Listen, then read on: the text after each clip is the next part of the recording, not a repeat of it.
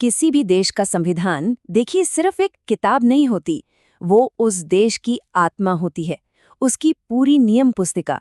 पर सोचिए, जब वक्त बदलता है, समाज बदलता है, तो क्या उन पुराने नियमों को भी नहीं बदलना चाहिए?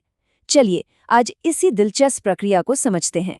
तो फिर सवाल ये है कि क्या कोई संविधान पत्थर की लकीर होता है जिसे कभी बदला ना जा सके, या फिर वो एक जिंदा दस्तावेज है जो समाज के साथ साथ सांस लेता है और खुद को बदलता है? भारत के संविधान बनाने वालों ने इस सवाल का जवाब संविधान के अंदर ही लिख दिया था। हमारे संविधान निर्माताओं की सोच बहुत दूर की थी। वो चाहते थे कि संविधान एक लिविंग डॉक्यूमेंट यानी एक जीवंत दस्तावेज बने। वो जानते थे कि आने वाली पीढ़ियों के अपने सपने होंगे, अपनी चुनौतियां होंगी, और संविधान इतना भी सख्त नहीं होना चाहिए कि वो वक्त की जरूरतों के हिसाब से ढल ही न पाए। तो इसका हल क्या निकाला गया? संविधान के भाग 20 में एक खास अनुच्छेद डाला गया, आर्टिकल 368। आप कह सकते हैं कि ये आर्टिकल संविधान को बदलने की ऑफिशियल इंस्ट्रक्शन मैनुअल है। इसमें पूरा तरीका बताया गया है कि बदलाव कैसे किया जा सकता है। तो चलिए अब इस प्रोसेस को और करीब से देखते हैं। देखिए, संविधान में हर बदलाव एक बराबर नहीं होता। कुछ बदलाव बहुत छोटे होते हैं, तो कुछ ऐसे होते हैं जो देश के बुनियादी ढांचे पर असर डालते हैं। इसीलिए बदलाव के लिए 3 अलग-अलग रास्ते बनाए गए हैं। इन्हें आप एक तरह से कठिनाई के लेवल भी समझ सकते हैं। तो ये 3 रास्ते कौन-कौन से हैं? पहला है साधारण बहुमत, जो सबसे आसान है। दूसरा है विशेष बहुमत, जो थोड़ा मुश्किल है। और तीसरा जो सबसे मुश्किल रास्ता है, वो है विशेष बहुमत के साथ साथ आधे से ज्यादा राज्यों की मंजूरी। आइए अब इस टेबल पर नजर डालते हैं। सबसे पहले है साधारण बहुमत। ये तब इस्तेमाल होता है जब नए राज्य बनाने हो या सांसदों की सैलरी तय करनी हो, मतलब जो रोजमर्रा के काम हैं। फिर आता है विशेष बहुमत।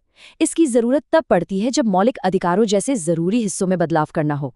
और आखिर में सबसे सख्त प्रक्रिया, जिसमें राज्यों की हाँ भी चाहिए, वो तब अपनाई जाती है जब मामला राष्ट्रपति चुनाव या जीएसटी जैसे फेडरल ढांचे से जुड़ा हो। लेकिन कहानी में एक ट्विस्ट है। संसद को ये जो बदलाव करने की शक्ति मिली है, वो अनलिमिटेड नहीं है। और यहीं पर एंट्री होती है हमारे कहानी के दूसरे हीरो की, सुप्रीम कोर्ट। बस यहीं से संसद और सुप्रीम कोर्ट के बीच एक लंबी संवैधानिक खींचतान शुरू हो गई।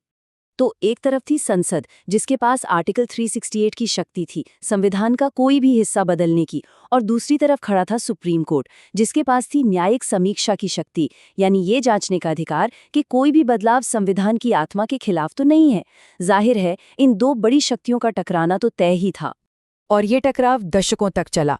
1951 के शंकरी प्रसाद केस में सुप्रीम कोर्ट ने कहा कि संसद सबसे ऊपर है, वो कुछ भी बदल सकती है।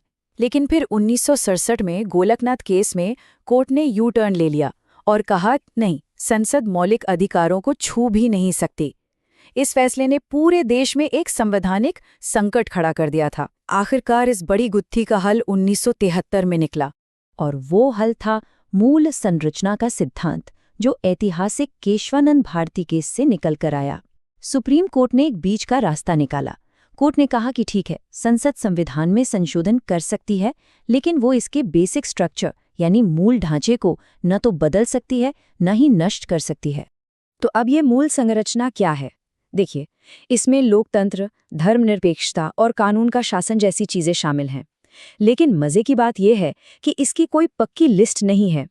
सुप्रीम कोर्ट हर केस को देखकर ये तय करता है कि कोई बदलाव संविधान के मूल ढांचे का उल्लंघन कर रहा है या नहीं। चलिए अब इस थ्योरी से निकलकर कुछ असली उदाहरणों को देखते हैं। आखिर इन संशोधनों ने हमारी और आपकी रोजमर्रा की जिंदगी पर क्या असर डाला है? पहला उदाहरण है 61वां संशोधन, एक ऐसा बदलाव जिसने सीधे सीधे देश के लोकतंत्र को और मजबूत किया। इस एक संशोधन ने रातों रात देश के करोड़ों नौजवानों को वोट देने का हक दे दिया।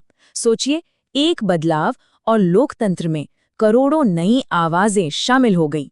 अगला जरूरी संशोधन है 86वां संशोधन, जो एक बहुत ही बुनियादी सामाजिक अधिकार से जुड़ा है।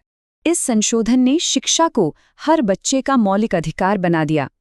आर्टिकल 21A जोड़कर ये पक्का किया गया कि 6 से 14 साल के हर बच्चे को मुफ्त और जरूरी शिक्षा मिले। ये एक पढ़े लिखे समाज की नींव है।